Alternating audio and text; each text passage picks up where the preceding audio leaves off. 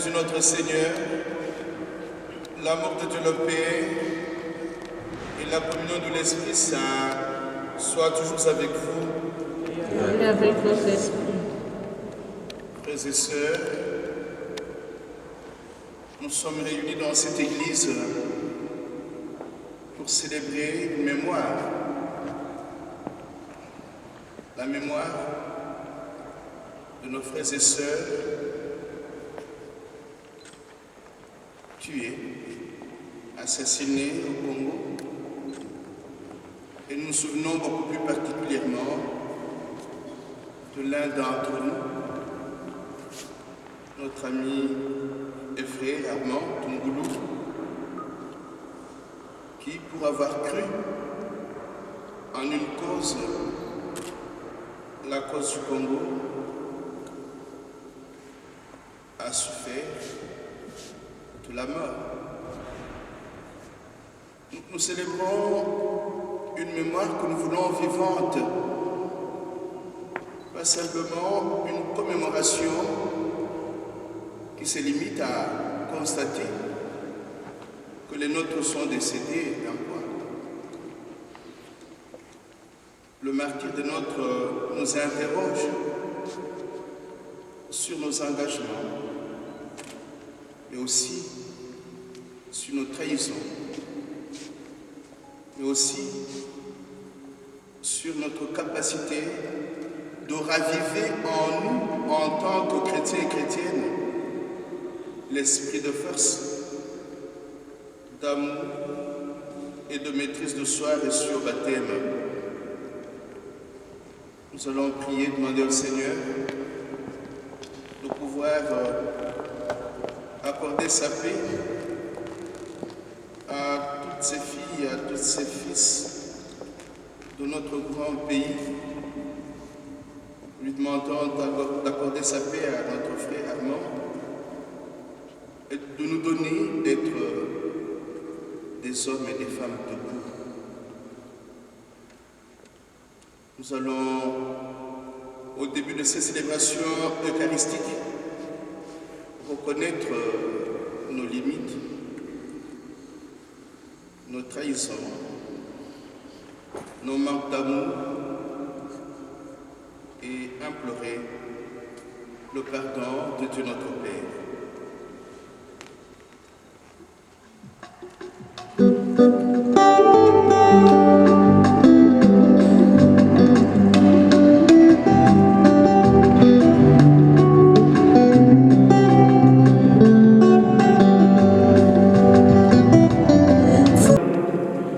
Ravive le don gratuit de Dieu, ce don qui est en toi, depuis que je t'ai imposé les mains.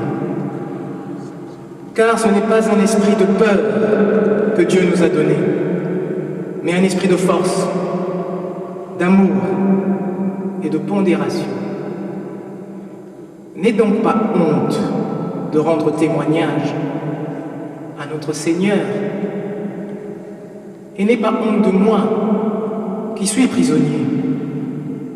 Mais avec la force de Dieu, prends ta part de souffrance, liée à l'annonce de l'Évangile. Tiens-toi au modèle donné par les paroles solides que tu m'as entendu prononcer, dans la foi et dans l'amour qui est dans le Christ Jésus.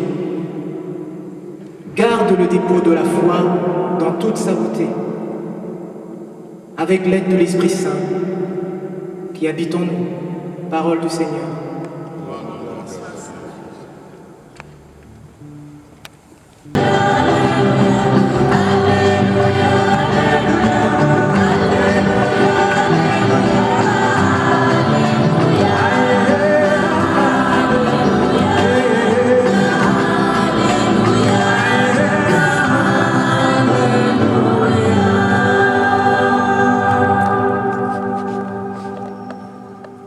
Le Seigneur soit avec vous. Et avec votre esprit. Bonne nouvelle de Jésus-Christ selon saint Luc. Gloire à toi, Seigneur. Comme il était en prière à l'écart, les disciples étaient avec lui et il les interrogea. Qui suis-je au dire des foules? Il répondit, Jean le Baptiste. Pour d'autres, Élie. Pour d'autres, tu es un prophète d'autrefois qui est ressuscité. Il leur dit, et vous, qui dites-vous que je suis?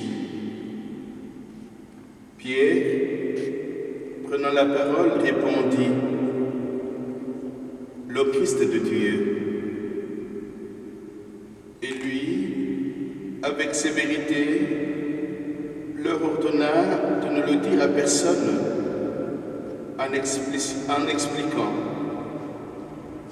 Il faut que le Fils de l'homme souffre beaucoup, qu'il soit rejeté par les anciens, les grands prêtres et les scribes, qu'il soit mis à mort et que le troisième jour, il ressuscite. Acclamons cette parole du Seigneur. Frères et sœurs, comme nous le soulignions au début de cette célébration eucharistique, nous sommes réunis dans cette église pour célébrer la mémoire de nos frères et sœurs tués, assassinés au Congo. Et nous nous souvenons de manière particulière de l'un d'entre nous, Armand Toungou. Pour l'amour de ce pays, il s'est engagé à aller donner le meilleur de lui-même sur place au Congo. Et nous savons que jusqu'à ce jour, la vérité n'a jamais été faite sur ce qui lui est arrivé. Nous avons dans cette église l'un de nôtres qui a beaucoup écrit sur cette disparition de notre frère Baudouin Ambaoichi. Et jusqu'à ce jour, rien n'a été établi de palpable. Et nous savons qu'Armand a laissé femme et enfants. Qu'est-ce qui nous arrive? Qu'est-ce qui est en train d'arriver au Congo-Kinshasa depuis les années 1990? Nos morts se comptent par millions.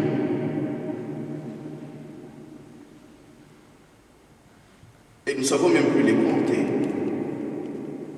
Il y a 2 jours, je lisais sur le site de Béni Lubero le texte d'une lettre d'un ancien collègue de Yadjichi à Lovanium qui lui dit, Yadjichi,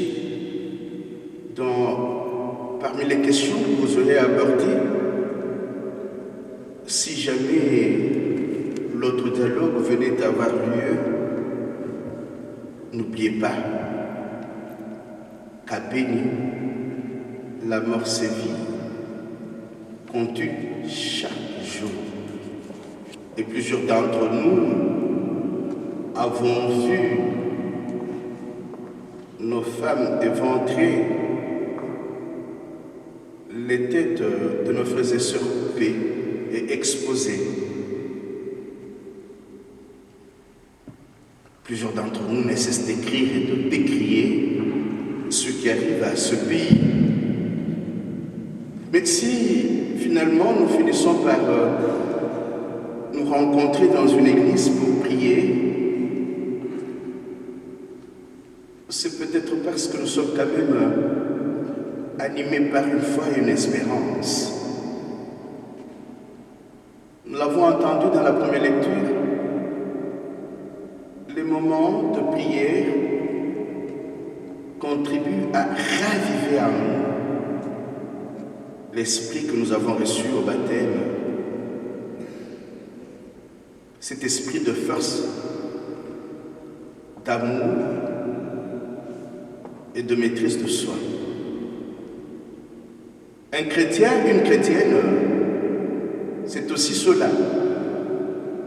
Un homme, une femme, qui, au nom de sa foi, tient compte du fait qu'il a reçu à son baptême un esprit qui en fait un créateur de la vie, une créatrice de la vie, de l'amour et de la maîtrise de soi.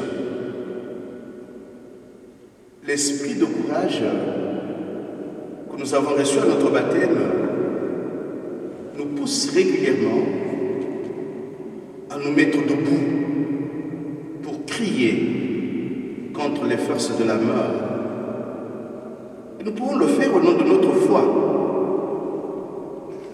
car notre foi nous incite à pouvoir être chaque jour les hommes et les femmes qui produisent, qui créent et protègent la vie.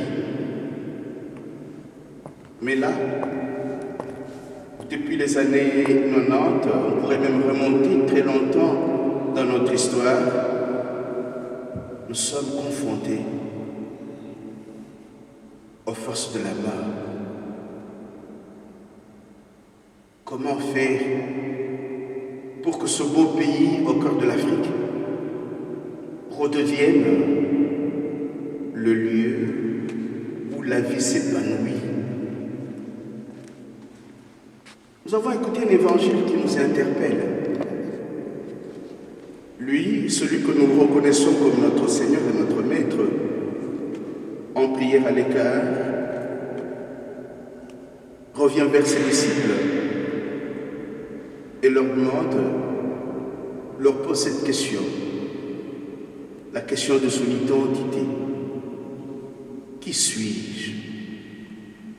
Une question qu'il nous pose à nous tous qui sommes là. Pourquoi, malgré tout ce que nous faisons à un certain moment, nous sommes obligés de venir vers lui? Qui est-il pour qu'au cœur de nos souffrances, au cœur de nos douleurs, au cœur de nos malheurs, nous puissions revenir vers lui? Qui est-il? Chez Saint Jean, il s'est défini comme étant le chemin, la vérité et la vie. Il est le chemin de la vie. Il est le chemin qui donne sens à nos vies. Mais nous remarquons que dans l'Évangile, il est quand même situé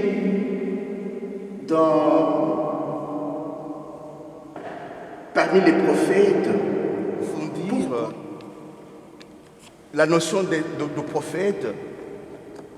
Mais n'oublions pas que quand on parle des prophètes, on peut vous donner l'exemple d'Amos, d'Isaïe, de Jérémie et des autres. Ces messieurs-là n'avaient pas été toujours bien vus dans leur société, dans la société de leur temps. Pourquoi? L'un de mes maîtres, Noam Chomsky, donne une explication en disant ceci. Les prophètes avaient été des intellectuels critiques de leur société. Ils remettaient en question la façon dont la vie sociale, économique et religieuse avait été menée en leur temps. Et qu'est-ce qui leur arrivait? On les arrêtait, certains étaient tués, et d'autres étaient même envoyés au désert. C'est longtemps après que leurs écrits ont été recueillis dans la Bible. C'étaient des intellectuels critiques. Ils dérangeaient.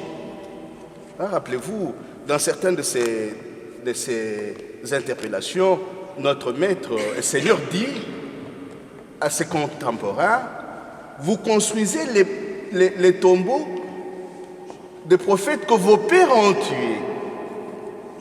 Donc, si il est situé dans la lignée des prophètes, c'est parce qu'il dérangeait, c'est parce qu'il le remettait en question, c'est parce qu'il indiquait une voie qui n'était pas toujours bien appréciée, bien vue par les hommes et les femmes de son temps.